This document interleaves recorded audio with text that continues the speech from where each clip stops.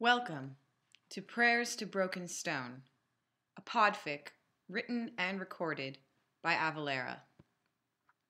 Summary. Twisted by the effects of dragon sickness, Thorin banishes not only Bilbo but the entire company from Erebor.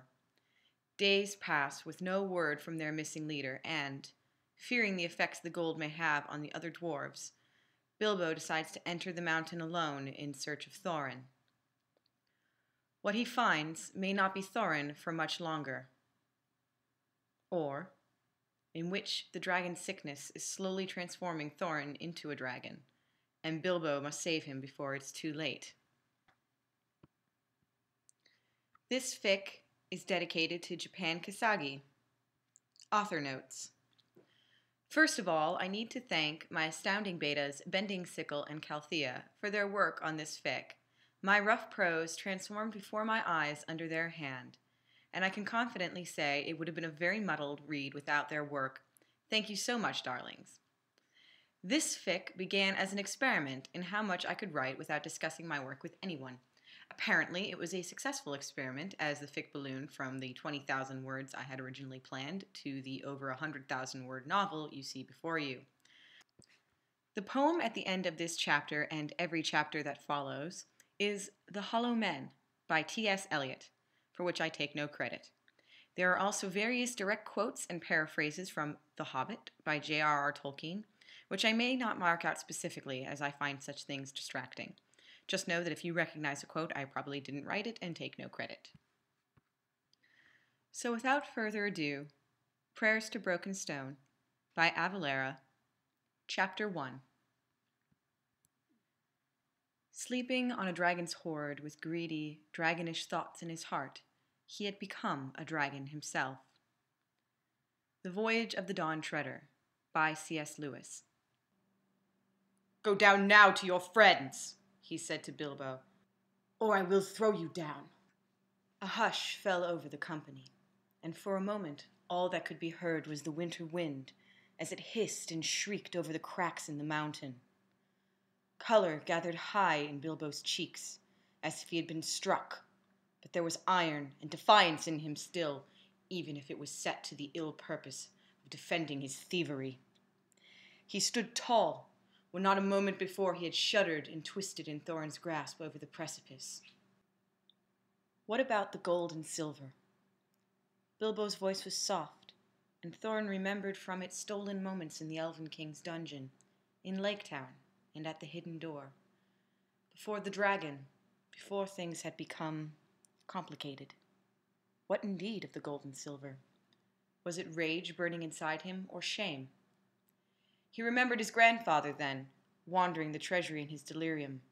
How, when the dragon came, Thror had chased a falling jewel into certain death, while his people burned. But this is different, Thorin reminded himself. These were thieves and brigands, come to his door with swords to pick over the corpses of his people. Twisting his burglar to their ends, it was their fault! That shall follow, as can be arranged.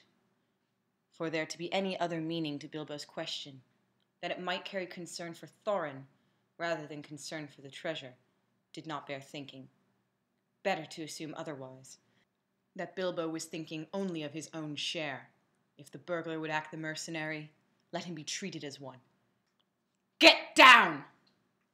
Thorin saw his expression harden. Bilbo never had been one to allow his true meaning to be ignored, but the rage thrumming in Thorin's veins told him it was not disapproval of his sidestepping, disapproval that made Thorin feel smaller than the Hobbit. The rage pushed back, told him it was suspicion in Bilbo's eyes, that he would not receive his equal share of the treasure. Bilbo seemed prepared to say something, when voices came from below.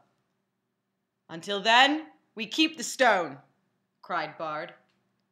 "You are not making a very splendid figure as king under the mountain," said Gandalf. "But things may change yet." Thorin turned back, placing his hand on the wall as he shouted to the carrion-eaters below. "They may indeed," said Thorin. Gandalf, too. He should have suspected as much, the meddling windbag, ever taking the side of men, elves, and thrice-damned hobbits. Well, They would see about that. Soon Dane would come with his armies, and the axes of the dwarves would be upon them. Overrun with fire and blood, they would see then if they could keep hold of the Arkenstone in dead hands.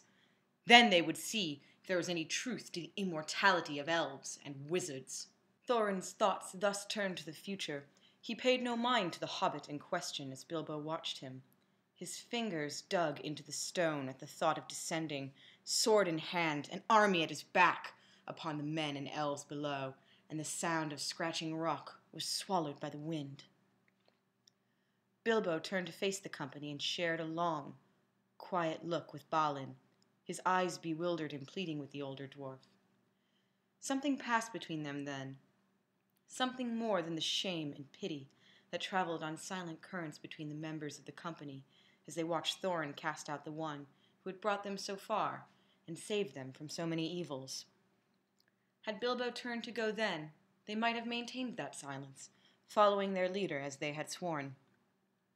Instead, Balin looked to Thorin, whose hands were clenched on the stone wall as he glared black death upon those gathered below. Then he looked to Bilbo, standing pale but unflinching, desperate for some sign of support from his companions. For surely they must all see it, how something was terribly wrong in the heart of Erebor, even now with the dragon dead and the gold lying unguarded within. Balin cleared his throat. Bad business it was, splitting the company like that, leaving the other lads behind. A bad business indeed. The company started, looking to one another as if coming out of a dream. Bilbo too looked up in surprise, and stopped his movements toward the edge of the parapet. I suspect, were Philly and Killy here too, they'd have some words for their uncle, Balin continued. Silence, Balin. This is not the time, Thorin said without turning. Words regarding Bilbo as well. Thorin, have you lost your mind? Balin came alongside him and hissed the last in Thorin's ear. Do not speak to me of madness, Thorin snarled. It is not madness to protect the legacy of our people from thieves. It is, if you would risk all of our lives to do so, said Balin. Thorin turned then and glared at him. The older dwarf stood as Bilbo had, unyielding, a frown twisting beneath his snowy beard. Between the two of them, Thorin felt the wall behind him like a trap, closing around him. But the sense of being cornered only served to sharpen his anger, and Thorin's expression soured. You would take his side, then go with him. I will not be questioned by my own subjects in front of our enemies. A gasp went up from the other dwarves, and something shifted in the air as those words escaped. The company was staring as if they did not know him. Even Dwalin grimaced and crossed his arms, looking down at the ground. Subjects? Well, I suppose that's true. The mountain is yours, and you are king. But Gandalf is right, Thorin. It is one thing to retake Erebor, and another to keep it, chasing away the one who helped you gain it. Well, it doesn't sit right, and I suspect it doesn't sit right with the others either. Ori and Bomber looked as if they wanted nothing more than to hide behind their brothers and cousins, but Gloin, Dori, and Nori were exchanging silent looks that held in them a nod of agreement. There was a general shifting and shuffling of feet. If you would keep the company intact, Thorin began. Balin's shoulders rose, hope dawning in his eyes. Then you may go with him, all of you. Balin's face fell, and a cry went up from the company, including the bear-like rumble of shock from Dwalin as he glanced between his brother and his lord. Balin, really, that isn't necessary, Bilbo said, putting a hand on Balin's elbow. You do not agree with my decision, Thorin said, rounding on the company. Ungrateful lot, begone from my sight! There's no place in Erebor for traitors such as you! He looked to each of them in turn as their eyes widened. They ducked their heads or stared back at him, challenging. You heard me well enough. Get down!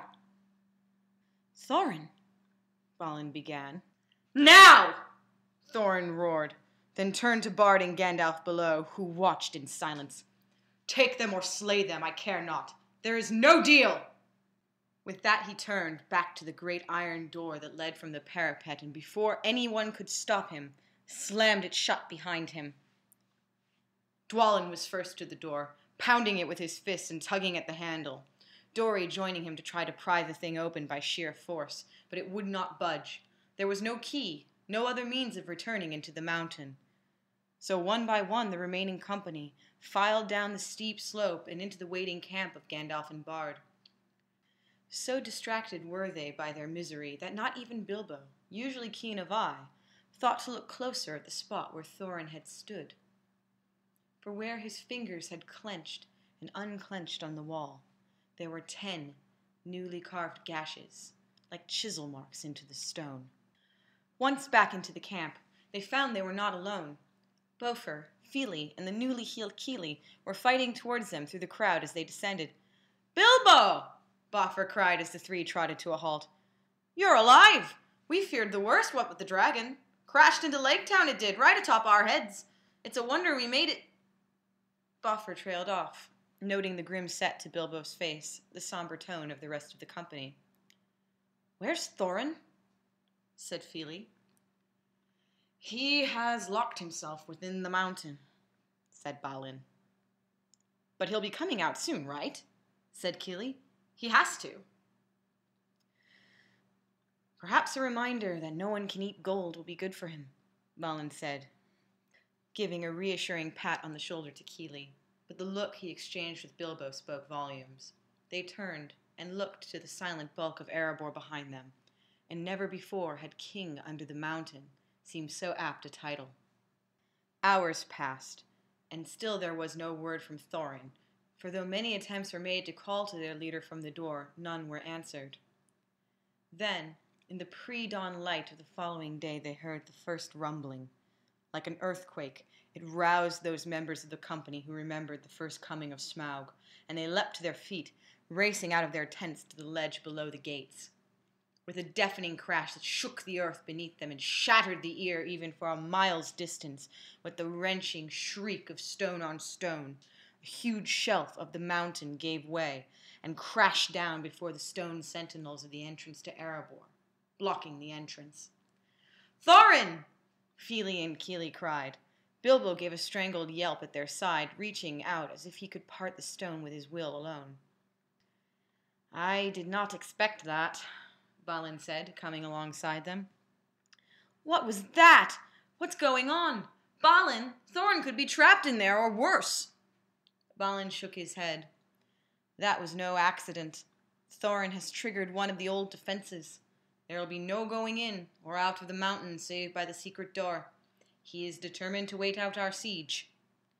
"There's no food in there. He'll starve before then." Balin considered this, looking troubled. "Then there may be something else he's waiting for." End chapter 1. The Hollow Men by T.S. Eliot. Part 1. We are the hollow men. We are the stuffed men. Leaning together, headpiece filled with straw, alas. Our dried voices, when we whisper together, are quiet and meaningless, as wind in dry grass, or rats' feet over broken glass in our dry cellar.